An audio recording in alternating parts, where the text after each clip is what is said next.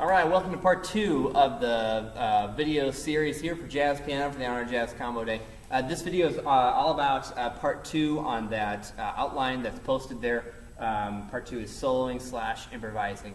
So I'd like to talk to you a little bit about kind of just at least however much I can help with kind of general improvisation and soloing stuff that might be good for anybody.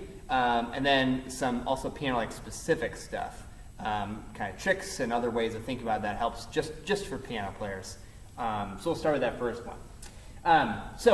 In the context of this blues tune, some of this you can apply to anything else you might do later, but really kind of zeroing in on this particular tune that you're looking at here in front of you, Tenor Madness. So you'll see on the outline there. So one thing to think about is the same thing as the chords earlier, but what notes do we play? In that very first example, what notes was I playing? Why do we play the notes that we do? It's not just random, and although sometimes it can kind of sound that way, but there's a specific kind of method to it, I guess. And if you have never improvised before, there are lots of ways to start improvising on the blues, and your band director might have said to you a variety of things, like try, fill in the blank scale, try the blues scale, or try the whatever scale, and all of those are great. The one that I'd like to work with you today is, there's no official name for it, but it's the major pentatonic scale, adding the flatted third along with it. So the major pentatonic scale, adding the flatted third along with it. So in the key of B flat, which is what Tenor Madness is in, we take, the formula is the first, second, third, fifth, sixth, eighth notes of a B flat scale. So B flat, C, D, F, G, B flat. That's the pentatonic scale because there's penta, so 5 differently named notes. And then along with that, adding, I'll kind of pencil it in lightly here, but adding the flatted third. So D flat and D natural. So you get kind of a bluesy sort of sound. But it's not the blues scale, which maybe you know also, but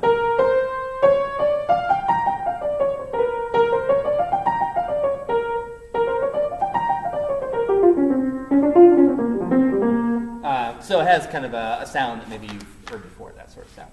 So the first thing I would have you do, and you can just hit pause right here if you want to and try it, is just play up and down that scale and get really comfortable with it. Just start by going, I usually use the second finger on this, to start with that B flat. And I would just play up and down. I'd play 2 octaves.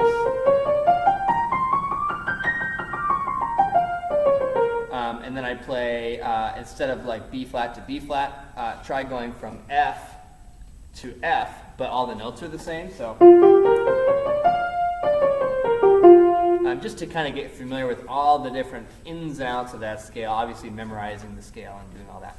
So do that, and then I'm actually going to jump to the number 2 and just kind of maybe walk you through how you do it, because you don't want to necessarily play a solo that's just kind of all over with no rhythms and that kind of thing. So looking briefly at number 2 there on that page. The 2 things I'd like to point out to you, work with you on, is number 1 is trying to achieve a scenario where you're playing a thing and the phrases that you play are countable. And what I mean by that is you're playing a thing, a solo, and at the end of it somebody could say, oh yeah, I very clearly heard 3 phrases. Well, what is a phrase? If you already know, you can skip 20 seconds, whatever. But generally a phrase is a musical sentence, right? And a sentence in real life by anyone that's speaking is indicated usually by a pause at the end of the sentence. That's where the period is, right? So you say a sentence and the end of the sentence is here. And the next sentence starts there. And so the pause is like the period. So it translates to music too. So you might play some phrases that have specific pauses in them. So I'm going to make myself wait and play hopefully three distinct phrases, and hopefully you can count them as we go. So here's 3 distinct phrases.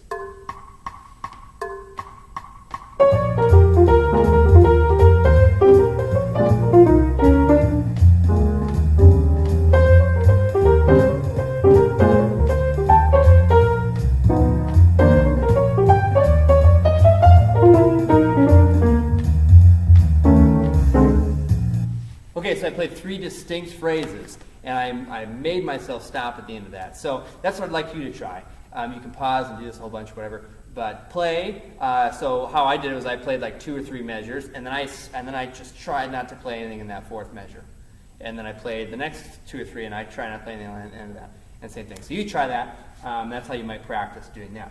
Okay, going back up though to notes and scales. Now the middle one is talking about adding guide tones. And if you remember from our first video, the guide tones were the 3rd and the 7th of any scale, or sorry, of any chord.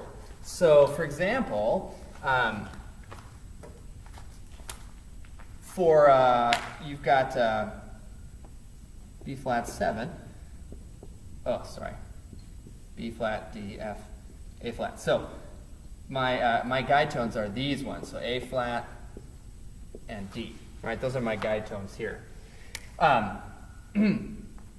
So the first couple measures work really well for trying to like emphasize the difference between the guide tones. And I'm going to do this math kind of quickly, but you can kind of pause it as you need to and go slower. But so these are the B flat guide tones, and the E flat 7 guide tones are these.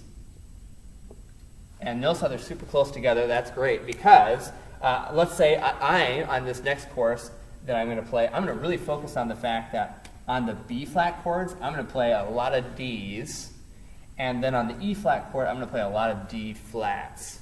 And our scale is great because we have both of those notes that we're kind of used to already. You might hear that. So as I play the B flat chord, and as I play the E flat chord, and I'm going to try not to play the other one on the other chord. So let's try that.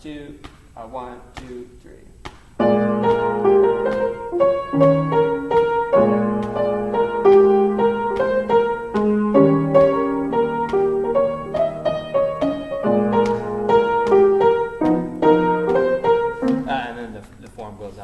So hopefully you heard that it changed from that D to the D flat and back again, and you can like practice those same things.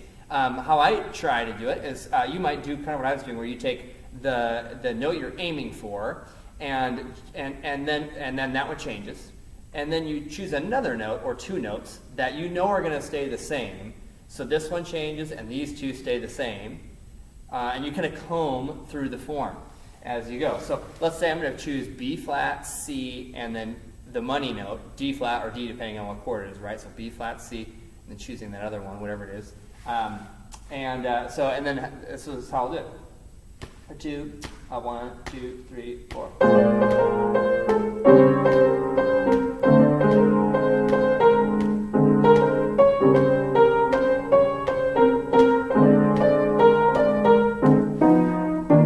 Kind of practice doing that. Would you normally want to solo with just like the 3 notes like that? Probably not, but it's really good for your ear, and it just gets you super comfortable with knowing those guide tones, so you can experiment and always come back to that stuff. Okay, so let's look at let's go down to number 2 though, phrasing and style, and look at number 2 of that second point, and that is we talked about countable phrases already. We're talking about articulation, and generally speaking, when we want to play, when they're 8th notes, we want them to be smooth, and then usually the last note of a bunch of 8th notes is short. And the reason I start with this kind of rule is I've had enough lessons where that is kind of a hard concept to do on piano, I think. It's very easy to play scales on piano that are like. If you can hear, like every note actually has a space in there. We really want it to be smooth.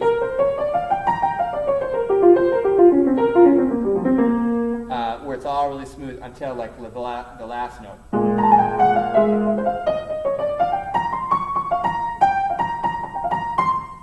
I play that, whatever that first phrase was, and then I play the last one, I play kind of short and accented. So we have to be responsible for that kind of thing too. So again, you can do that same earlier guide tone exercise to practice this, where I take 3 notes, and just make sure that at the end of them, I'm playing the last one kind of short. 3, 1, 2, 3.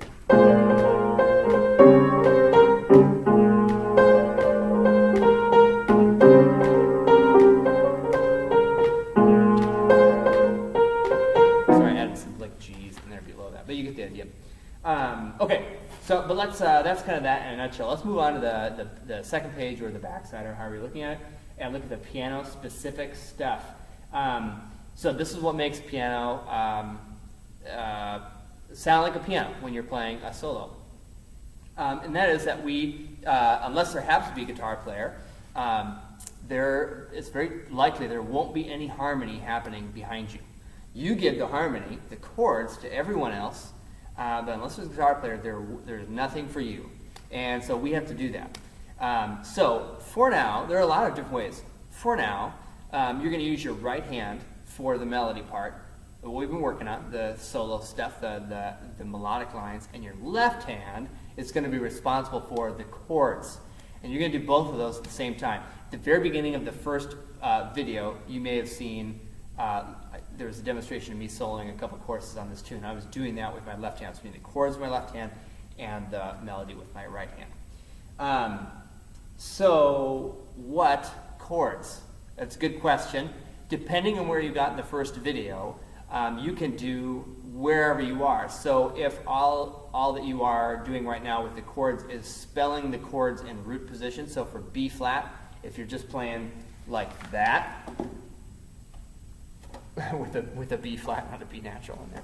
If you're playing a B flat, then just play that chord, just like that, like kind of close to middle C, but somewhere in there. And you can even just do it in root position, it's fine. Ultimately, you're not going to want to do that, but that's such a great practice for you already to be practicing using your left hand, so I would just go for it. So once you get that, and if you feel pretty good about that, then you can just move on to just using the guide tones for the left hand. So that was when we extracted basically like the third and the seventh, and we soloed them. So those two notes. So then you have these two notes only. And the advantage there is because if you're playing with a bass player, they're playing the root already, so you don't need to do that.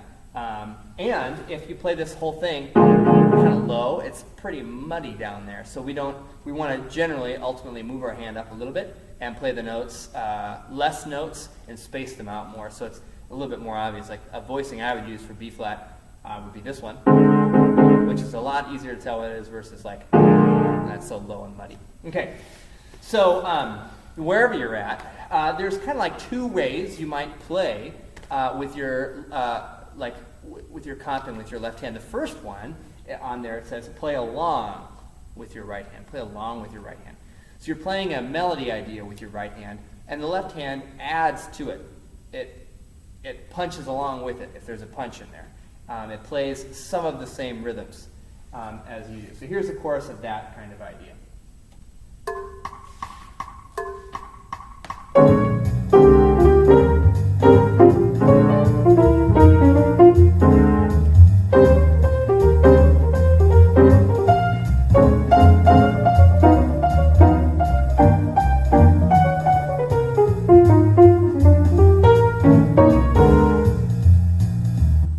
So I kind of played along, and you heard like some of the rhythms I kind of forced doing a lot of it. I played like some short punchy notes in there, and I played the left hand right along with it. That's thing one. And so if I were you, I would like pause the video, and then I would just like practice that a couple of times, and then when I practice, that would be a way to practice. Like this is the goal. I'm gonna make sure I practice and do that. Every time I play, whatever I'm playing with my right hand, I'm going to play along with it with my left hand. So after you've done that a bunch, then the other idea is to play, as it says on there, play opposite of your right hand. So it's kind of like a call and response. So I play an idea phrase with my right hand, and the left hand fills the gaps. So I specifically don't play them at the same time, if I can avoid it. So here's the chorus of how that might sound.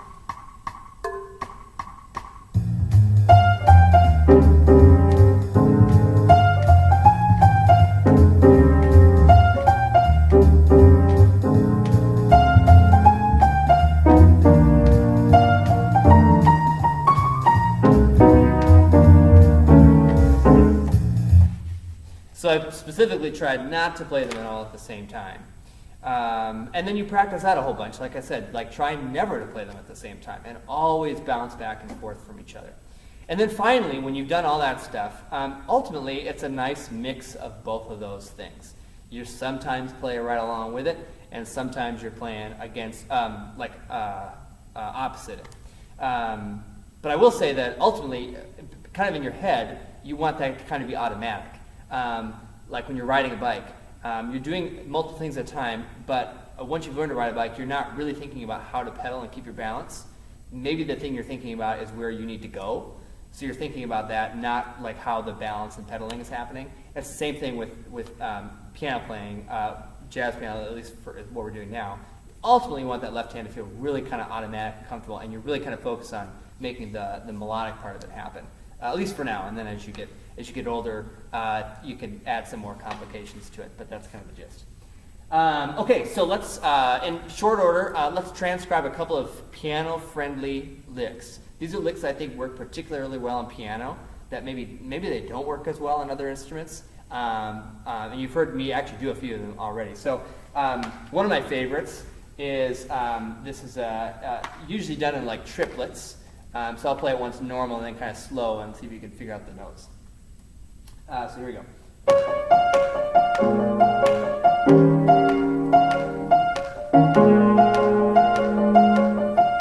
So those three notes in slow.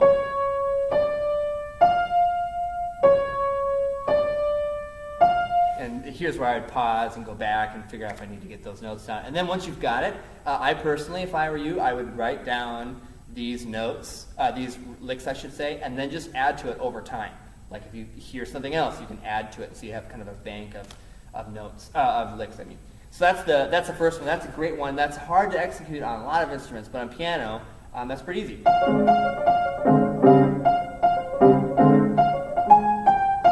Pretty simple, relatively simple, versus like trying to play that certainly on like trombone or something like that.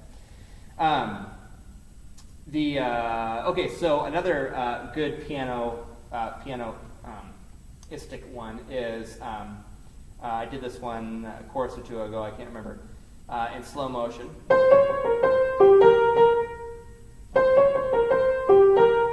So here it is slow.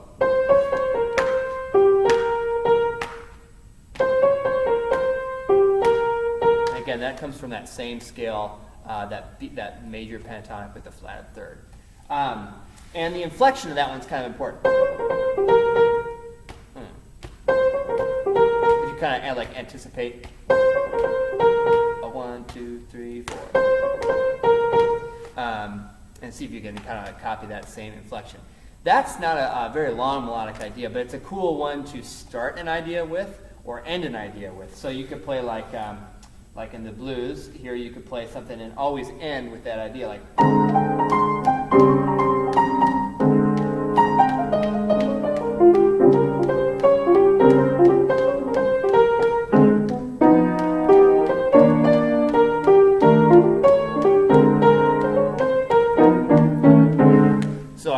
I played like an idea or something like that, and I always ended it with that idea because it's kind of short, but it's a nice way to know that it's going to be a solid ending to your idea. So those would be two. So I practice those, and you can get a lot of mileage out of either of them. You can expand on those same two ideas. So let's say we take that last little snippet I was telling you about, but we could do, you could take those notes and kind of mess around with the rhythms a little bit and make like a whole chorus out of just that lick. So you might go like 1, 2, 3.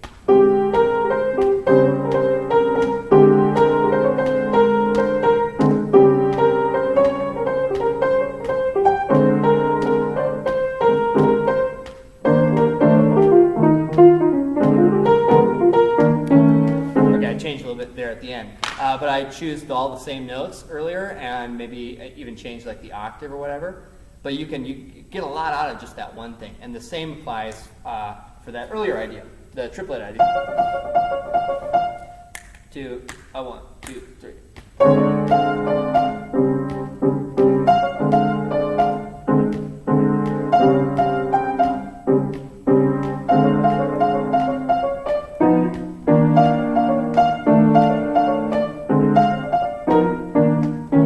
And maybe adding like one more note in there just to kind of end it, like that B flat or whatever, or maybe I think I added a G in there along the way.